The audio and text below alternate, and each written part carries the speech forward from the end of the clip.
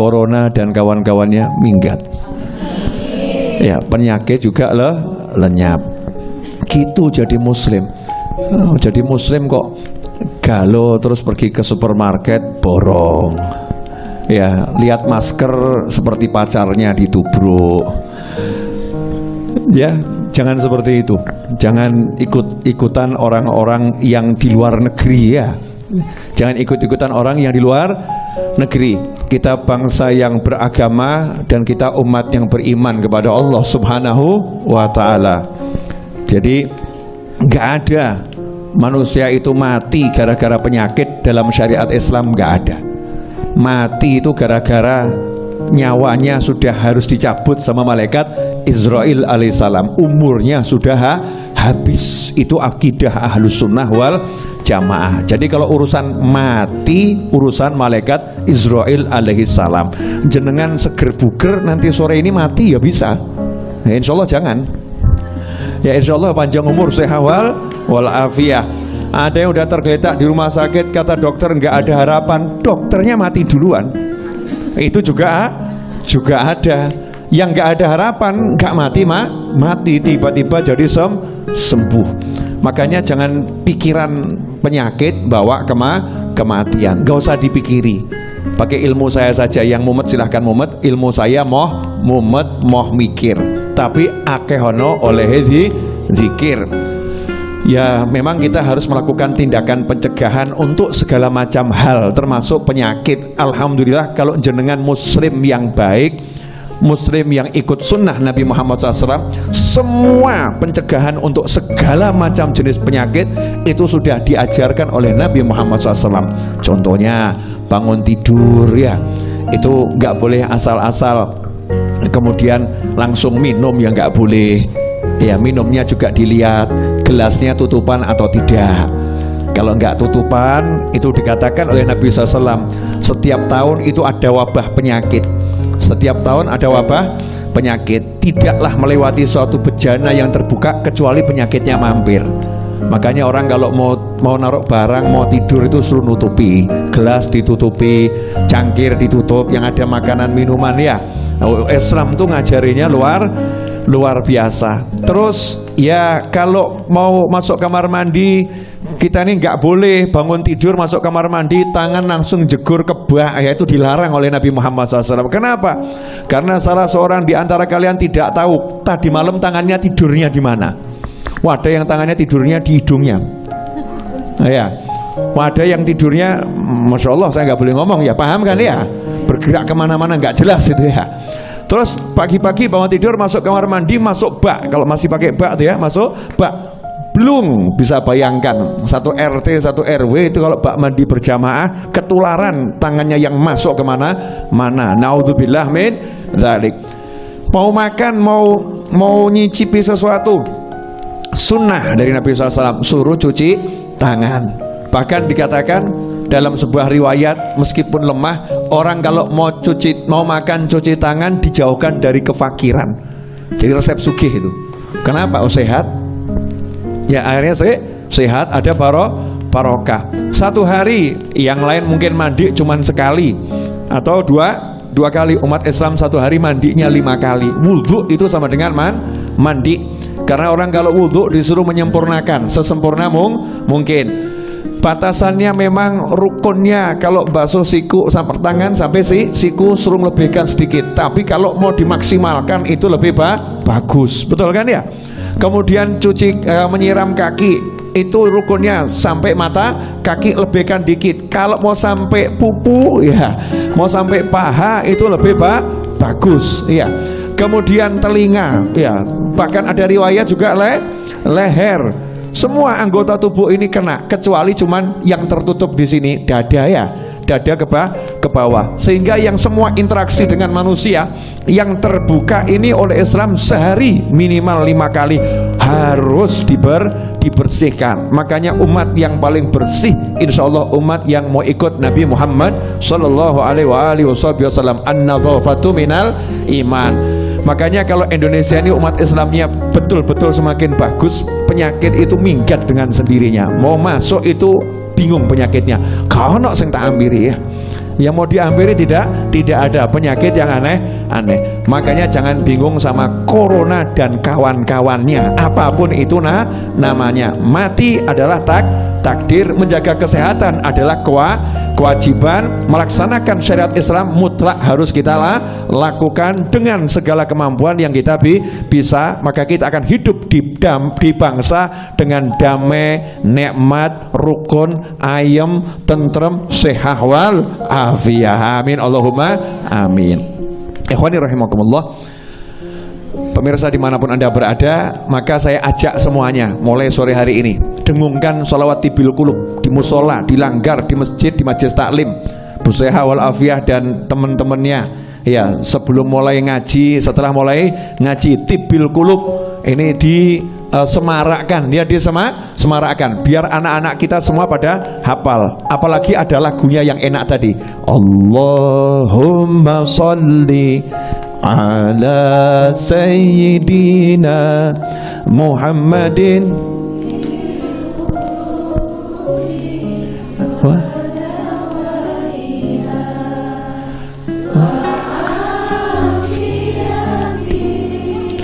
Abdani wa shifaiha wa nuril absari wa dhiyaiha wa ala alihi wa sahbihi wa sallim. Allahumma salli ala sayyidina Muhammadin tibbil qulub, obatnya semua hati. Ini yang mau saya bahas. Orang kok geger penyakit macam-macam tapi nggak pernah geger penyakit hati. Ya, takut kena corona, padahal resiko corona maksimal mati. Betul ya? Ya insya Allah sehat semua, betul kan?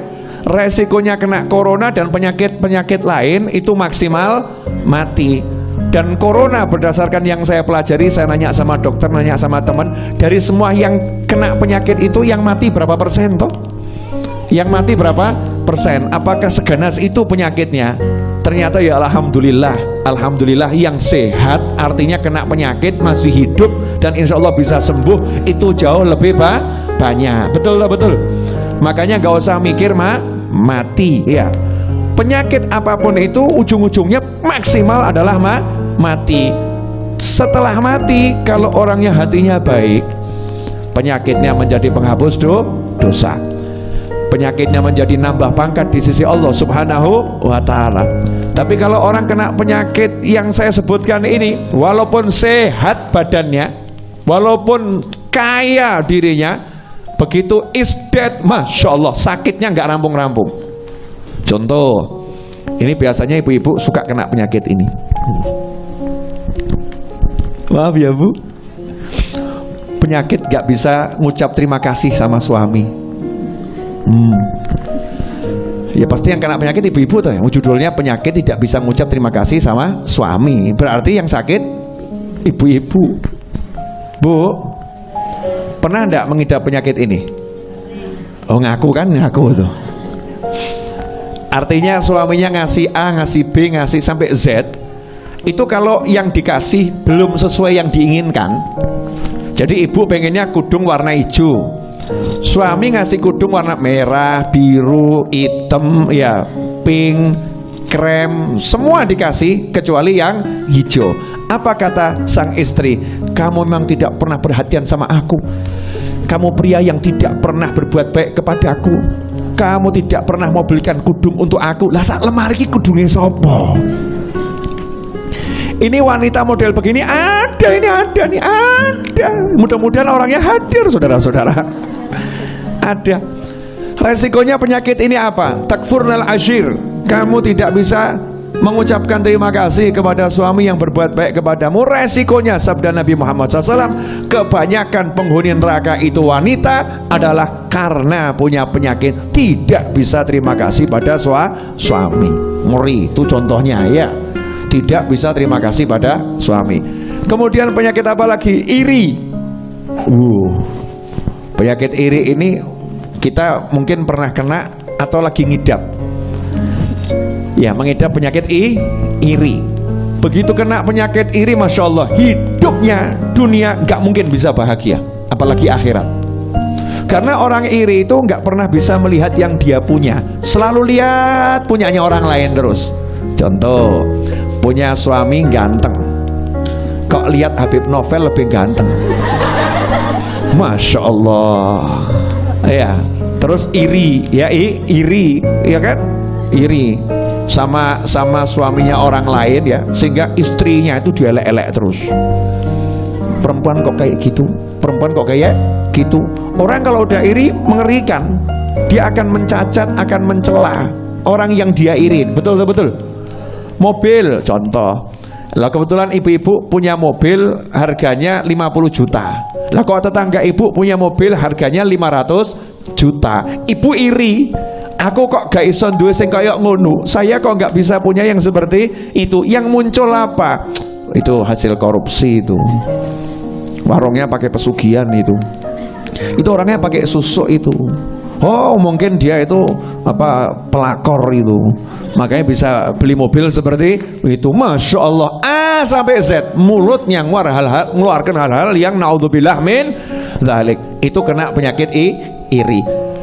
Di atasnya iri, lebih ngeri, dengki. Ya, dengki. Ada hasad, ada hikid. Ya, ada hasad, ada hikid. Kalau hasad itu iri, hikid itu dengki. Dengki itu apa? Dengki itu di atasnya iri, lebih dari iri.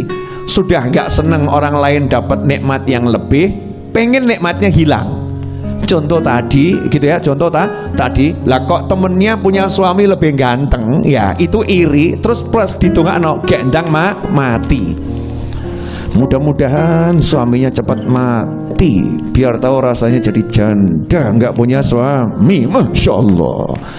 Ini perempuan model seperti ini yang iri dengan model apapun tadi, atau mobil, mudah-mudahan mobilnya itu ketiban watu remuk gitu ya, mudah-mudahan masuk ke jurang, ya naudzubillah min dzalik.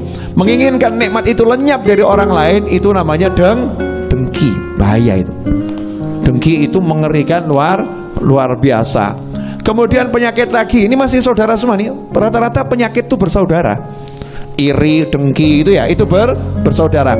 Ada penyakit yang namanya ujub, bangga diri, belum sampai taraf sombong. Jadi ujub, aku, tapi dia memunculkan akunya, nggak pernah lihat Allahnya. Paham ya? Lihat kemampuan dirinya, saya kok, nggak lihat Allah. Kalau nggak saya nggak bisa, saya. Itu namanya ujub. Contoh, ibu pinter masak, ya, kemudian kok nyuguhkan orang, orangnya seneng, nyugi orang, orangnya seneng, enak ya. Terus di hati ibu ngomong, memang aku jago masak, ahli masak, memang saya pinter masak, tanpa merendahkan orang lain. Ujub, berbangga diri, bahaya itu menghancurkan amal. Yang lebih parah dari ujub, sombong. Sombong itu bangga diri plus menghina orang lain,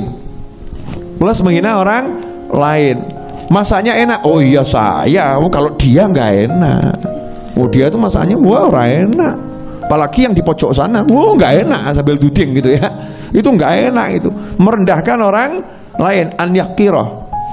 Jadi merendahkan, menghinakan muslim yang lain, itu adalah kesombongan dengan melihat dirinya yang punya kemampuan. Naudzubillah min dzalik.